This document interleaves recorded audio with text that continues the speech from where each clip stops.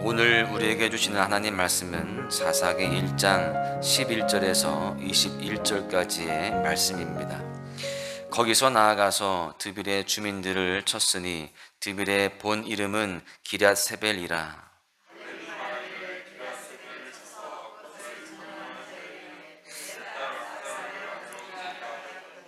갈렙의 아우 그나스의 아들인 온니엘이 그것을 점령하였으므로 갈렙이 그의 딸 악사를 그에게 아내로 주었더라.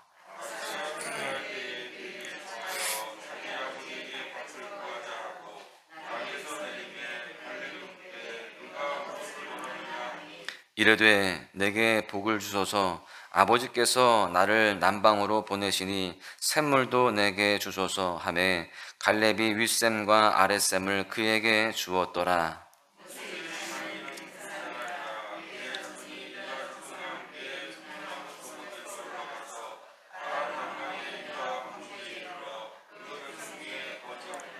유다가 그의 형제 시므온과 함께 가서 스밧에 거주하는 가나안 족속을 쳐서 그곳을 진멸하였으므로 그 성읍의 이름을 호르마라 하니라.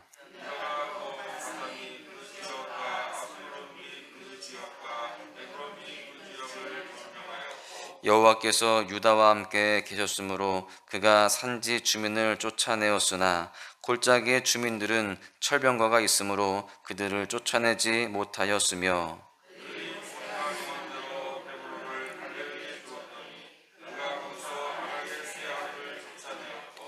베냐민 자손은 예루살렘에 거주하는 여부수 족속을 쫓아내지 못하였으므로 여부수 족속이 베냐민 자손과 함께 오늘까지 예루살렘에 거주하니라. 아멘.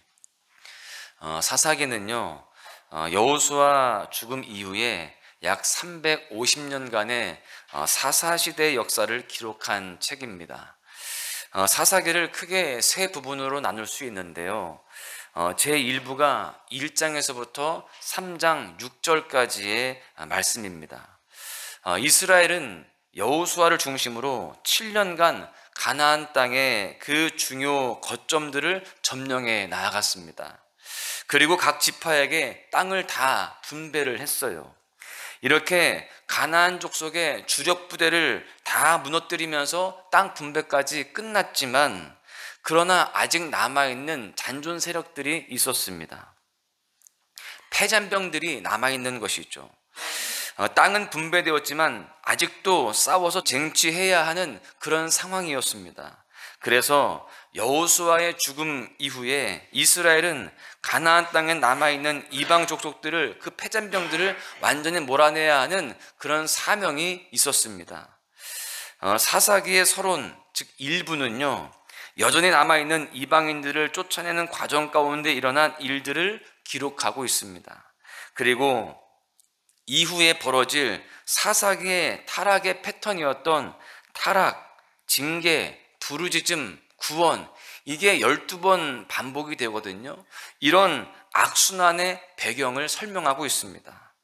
이 시간 그 내용을 살펴보도록 하겠는데요. 오늘 말씀을 통해서 깨달을 수 있는 첫 번째 교훈은 마지막까지 사명에 헌신하라라는 것입니다. 본문 11절부터 14절까지는요, 이 갈렙이 기럇세벨을 점령하는 모습을 담고 있습니다. 갈렙이 말하죠. 12절을 보십시오.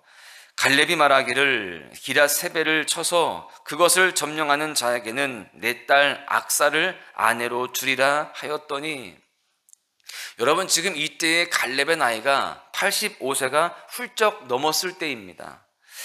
대장군 여호수아는 이미 죽었습니다. 이제 애굽과 광야를 경험한 사람은 갈렙 단 한 사람이에요. 그 민족의 원로가 되어 있었습니다. 이쯤 되면 쉴만도 합니다. 그런데 갈렙은요, 녹슬어서 없어지기보다는 닳아서 없어지기를 갈망했습니다. 그는 인생의 마지막 순간까지 사명으로 살았던 인물이었음을 여기서 확인할 수 있는 것이죠. 여러분, 얼마나 오래 사느냐보다 중요한 것은 얼마나 사명으로 꽉 찬 인생이냐, 이것이 더 중요하다라고 우리는 생각합니다. 사실 갈렙은 유다 지파였지만 정통 유다 지파의 사람은 아니었습니다. 갈렙은 민수기를 보시면요, 그나스 사람 여분네의 아들 갈렙이라고 그렇게 표현되어 있습니다. 즉 그는 그나스 사람이었어요. 그러다 보니까요, 정통 유다 지파의 사람이라고 인정받기 어려운 상황이었죠.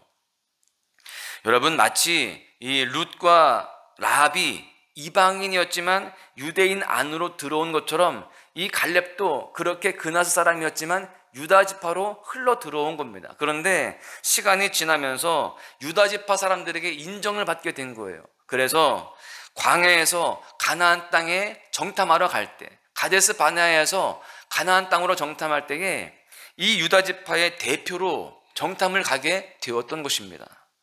그때 갈렙의 나이가 40이었어요. 정탐을 마친 이후에 우리가 잘 알다시피 10명의 정탐꾼들은 악평하면서 부정적인 보고를 하죠. 오직 여호수아와 갈렙만이 믿음의 보고를 하게 됩니다. 그때 하나님이 모세를 통해서 갈렙을 축복하십니다. 신명기 1장 36절을 보십시오. 오직 여분네의 아들 갈렙은 온전히 여호와께 순종하였은즉 그는 그것을 볼 것이요 그가 밟은 땅을 내가 그와 그의 자손에게 주리라 하시고, 여러분, 갈렙은 이때부터 자신이 정탐했던 그 땅에 대한 사명을 품게 되었습니다. 40년간 광야를 걷는 동안에도 그 사명을 놓지 않았고요, 또 여호수아와 가나안 땅을 정복하는 그런 전쟁 가운데서도 여전히 그 사명을 붙잡았습니다. 그래서 전쟁에 두렵기도 하고 또 무섭기도 했지만 힘들었지만 끝까지 그 사명을 따라 나아갔던 것이죠. 그러는 가운데 그는 이제 나이가요 85세가 되었습니다. 정복전쟁이 어느 정도 마무리되었을 때 땅을 분배하는 과정에서 갈렙은 1등 공신으로서 가장 좋은 땅을 그냥 쉽게 요구해서 받아낼 수도 있었습니다. 그런데 갈렙은요, 평안함을 선택하는 것이 아니라, 쉬운 것을 선택하는 것이 아니라 사명을 선택합니다. 여러분, 여호수아에게 당당하게 요구하죠. 여호수아 14장 12절에 보시면 그날에 여호와께서 말씀하신 이 산지를 지금 내게 주소서. 당신도 그날에 들으셨거니와 그곳에는 아낙 사람이 있고 그 성읍들은 크고 견고할지라도 여호와께서 나와 함께 하시면 내가 여호와께서 말씀하신 대로 그들을 쫓아내리이다. 갈렙은 45년 전 모세를 통해서 약속받은 그 땅 헤브론을 달라고 하는 거예요. 여러분, 그곳은 정복하기 가장 힘들었던 산지였습니다. 그리고 거인이었던 아낙 자손이 있는 그런 곳이었어요. 그러나 그는 하나님의 사람이었습니다. 그는 가장 힘든 곳을 맡음으로 인하여서 정복전쟁을 자신이 마무리하고 싶었던 거예요. 누군가 해야 할 사명이라면 자신이 감당하겠다는 것이죠. 이렇게 그는 환경이 아닌 하나님을 바라보는 사람이었습니다. 여호와께서 나와 함께 하시면 내가 여호와께서 말씀하신 대로 그들을 쫓아내리이다. 하나님을 바라보았습니다. 여러분, 사명의 사람은 말씀의 사람입니다. 말씀을 받았으면 그 말씀대로 도전하는 거예요. 사명의 사람은 말씀이 이끄는 그런 삶을 살아가는 것입니다. 우리도 사명을 따라서 올 한 해 끝까지 충성하며 살아가야 할 줄로 믿습니다. 말씀하셨으면 아멘하고 도전하는 것이죠. 여러분, 우리가 그렇게 살아갈 때에 우리에게 반드시 승리가 주어지고요, 우리에게 예비되어 있는 그 차지할 땅들을 다 차지하고 누리는 그런 은혜를 경험하게 될 줄로 믿습니다. 이제 시간이 지나서 생사를 함께했던 여호수아도 죽게 되었습니다. 그런데요, 갈렙은 여전히 사명을 향해서 헌신하고 있습니다. 이제 기럇 세벨을 점령하려고 하는 거예요. 이곳은 점령하기에 굉장히 힘든 곳이었고요, 전략상으로 매우 중요한 곳이었어요. 그래서 반드시 점령을 해야 하는 곳이었는데, 여러분, 지금 갈렙의 나이를 보게 되면 여호수아 14장에서 헤브론을 정복할 때죠. 그때가 85세였습니다. 근데 지금은 그때 이후의 이야기입니다. 그러니까 지금 갈렙의 나이는 85세보다 훨씬 더 많은 나이에 지금 갈렙입니다. 육체적으로 이제는 직접 전쟁에 나갈 수 없는 그러한 상황이었습니다. 그런데 사명의 사람은 나이를 핑계 삼지 않습니다. 12절에 보시면 갈렙이 말하기를 기라세벨을 쳐서 그것을 점령하는 자에게는 내 딸 악사를 아내로 주리라 하였더니, 지금 자신을 대신해서 싸우는 사람에게 딸 악사를 주겠다라고 그렇게 말합니다. 갈렙은요, 자신의 육체가 안 된다면 할 수 있는 사람을 보내서라도 사명을 완수하려고 한 것입니다. 이때 갈렙의 조카인 온니엘이 전쟁에 참전하게 되죠. 그리고 승리합니다. 여러분, 온니엘은 하나님의 힘이란 뜻을 가진 사람으로서 갈렙의 조카였습니다. 그리고 나서 전쟁에 승리해서 갈렙의 사위가 되게 되죠. 이후에 그는요, 이스라엘의 최초의 사사가 되는 인물이 됩니다. 갈렙의 사명이 온니엘에게 세대 계승이 된 것입니다. 여러분, 사명자는 죽어도요, 하나님의 사명은 죽지 않습니다. 또 다른 사명자에게 전달이 되는 거예요. 계승이 되는 것이죠. 여러분, 우리는 환경을 초월한 사명자가 되어야 할 줄로 믿습니다. 나이를 초월한 사명자가 되어야 되는 거예요. 갈렙이란 이름은요, 충성, 또 짖는 개, 이런 의미를 가지고 있습니다. 갈렙은 그 이름처럼 마지막까지 사명에 충성된 사람이었습니다. 여러분, 화살처럼 날아가는 인생, 안개와 같은 인생을 의미 있게 만드는 것은 바로 사명인 것입니다. 여러분, 우리가 한 번뿐인 인생, 속히 지나가지만 주를 위한 일만은 영원함을 깨닫고 새해 사명을 붙잡고 그렇게 승리하시기를 주님의 이름으로 간절히 축원합니다. 두 번째는요, 철병거는 문제가 되지 않는다라는 사실입니다. 본문은 유다 지파의 계속적인 승리를 보고합니다.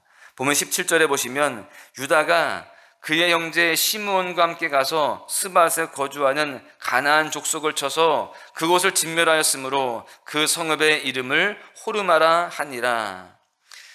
스밧은요, 망대라는 뜻을 지닌 군사적인 요충지였습니다. 이곳을 지금 시므온과 함께 점령을 하는데요, 또 18절에 보시니까 유다가 또 가사 및 그 지역과 아스글론 및 그 지역과 에그론 및 그 지역을 점령하였고, 지금 유다는요, 가사와 아스글론을 점령했는데요, 이곳은 해안 도시입니다.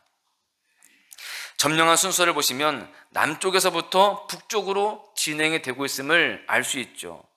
이렇게 지금 정복전쟁이 순조롭게 진행되는 것으로 보입니다. 그런데요, 한 가지 난관을 만나게 돼요. 19절에 보십시오. 여호와께서 유다와 함께 계셨으므로 그가 산지 주민을 쫓아내었으나 골짜기의 주민들은 철병거가 있으므로 그들을 쫓아내지 못하였으며, 지금 유다가 전쟁에서 승리할 수 있었던 이유를 설명하는데요, 여호와께서 유다와 함께 계셨기 때문이라는 거예요. 그런데 그 뒤에 문장이 조금 이상합니다. 골짜기의 주민들은 철병거가 있으므로 그들을 쫓아내지 못하였으며, 이렇게 되어 있어요. 지금 여호와와 함께하면 당연히 쫓아내야 되는 것이 맞는데 쫓아내지 못한 그런 부분이 있다는 것을 언급합니다. 히브리 원문에 보시면은요, 그러나가 강조가 되어 있어요. 그가 산지 주민을 쫓아내었으나 그러나 골짜기의 주민들은, 이렇게 나와 있거든요. 여러분, 여기에서 이 골짜기는 가파른 경사면을 말하는 것이 아니고요, 낮지만 넓은 지역을 의미합니다. 이곳 거민들은 철병거를 갖추고 있었다는 거예요. 점령하지 못한 이유는 이것입니다. 골짜기라는 요새와 철병거라는 신무기 때문에 두려웠던 것입니다. 당시에는요, 이 청동기 시대와 철기 시대가 맞물리는 그런 시대였는데, 이 지역의 사람들은요, 이미 철기로 만든 병거를 가지고 있었다라는 것입니다. 적들이 요새에 있고 철병거를 가지고 있으면 여러분, 점령하지 못하는 것일까요? 하나님이 우리와 함께 하시는데 무기가 안 좋다고 점령하지 못할까요? 그렇지 않습니다. 지금 유다는 환경을 탓하지만 그것은 어찌 보면 환경의 문제가 아니었습니다. 믿음의 문제였어요. 하나님은 여전히 유다와 함께 하시는데 하나님을 온전히 신뢰하지 못하고 철병거를 두려워했던 것입니다. 사실 철병거는 문제가 되지 않습니다. 훗날 하솔왕 야빈은요, 철병거가 900승이나 있었습니다. 그러나 하나님은 여사사 드보라를 통해서요, 그를 격파시키는 겁니다. 지금보다 상황이 더 안 좋았지만 여사사 그 드보라는요, 함께 하시는 하나님에 대한 믿음으로 승리를 거두게 되었습니다. 결국 사람은요, 두려워하는 것을 믿는 거예요. 내가 두려워하는 것이 내가 믿는 것입니다. 여러분, 환경이 두렵습니까? 그러면 그 사람은요, 환경을 믿고 있는 거예요. 돈, 건강, 자녀, 권력, 여러분 무엇이 두렵습니까? 어떤 것이 하나님이 나와 함께 하신다는 믿음을 흔들고 있습니까? 여러분, 그 사람은 그것을 믿고 있는 거예요. 여러분, 패배, 이것은 어찌 보면 환경의 문제가 아닙니다. 믿음의 문제인 것이죠. 유다 족속은 대부분의 족속을 쫓아내었지만 철병거로 무장한 곳은 점령하지 못했습니다. 이것은 못한 게 아닙니다. 안 한 거예요. 공격조차 하지 않았습니다. 무기 때문이 아니라 믿음이 없었기 때문에 도전하지 못한 것입니다. 여러분, 평소에 믿음이 있는 것처럼 보이는 사람들이 있습니다. 그런데 철병거를 만나는 순간 움츠러들고 무너지는, 그 자리에 주저앉는 사람들이 있습니다. 여러분, 그렇다라고 한다면 여러분에게 철병거는 무엇입니까? 환경을 넘어서서 그 환경을 주관하시는 하나님을 바라볼 수 있기를 축복합니다. 마가복음 9장 23절에서 주님은 이렇게 말씀하십니다. 예수께서 이르시되 할 수 있거든이 무슨 말이냐? 믿는 자에게는 능히 하지 못할 일이 없느니라 하시니라. 할렐루야. 우리에게는 못할 일이 없습니다. 우리는 새해 내 앞에 있는 철병거가 그 어떤 것이라 할지라도 우리가 그 앞에서 주저앉는 것이 아니라 믿음의 도전을 당당하게 해야 할 줄로 믿습니다. 주님께서 말씀하신 대로 우리가 믿으면 능히 하게 될 줄로 믿습니다. 넘어서고 정복하게 될 줄로 믿습니다. 결론의 말씀을 드립니다. 오늘 말씀해 보니까 갈렙은요, 할 수 없는 상황에서도요, 온니엘을 앞세워서 전쟁을 치렀습니다.